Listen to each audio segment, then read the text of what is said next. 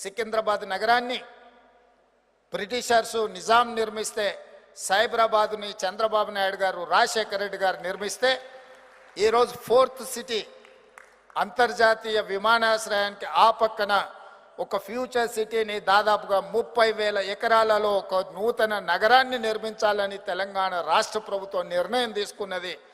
మిమ్మల్ని అందరినీ సాధారణంగా ఫ్యూచర్ సిటీలో అన్ని రకాల పరిశ్రమలతో పాటు, పరిశ్రమలే కాకుండా అన్ని రకాల సాంకేతిక నైపుణ్యంతో ప్రపంచంతోనే పోటీ పడే విధంగా ఒక న్యూయార్కో, టోక్యోనో ప్రపంచ దేశాలలో అభివృద్ధి చెందిన నగరాలతో పోటీ పడే విధంగా ఈరోజు మేము ప్రణాళికలు రచిస్తున్నాం.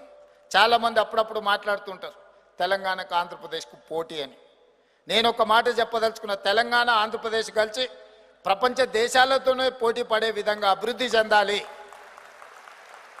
ఈరోజు మనకు మనం పోటీ కాదు, మనం ప్రపంచంతో పోటీ పడే స్థాయికి మనం ఎదిగినము. మన ఆలోచన విధానంలోనే మనం మార్పులు తీసుకొని రావాల్సిన అవసరం ఉన్నది. దానికి అవసరమైన ప్రణాళికలు రచించుకోవాల్సిన అవసరం ఉన్నది. విడిపోయి పోటీ పడే కంటే కలిసి ఉండి అభివృద్ధి పదం వైపు నడుస్తే ఖచ్చితంగా ప్రపంచానికే ఆదర్శంగా ఈ 2 రాష్ట్రాలు రాణిస్తాయని, ఏవైనా సమస్యలు ఉన్నా పరిష్కరించుకుందాం, కూర్చుందాం, మాట్లాడుకుందాం.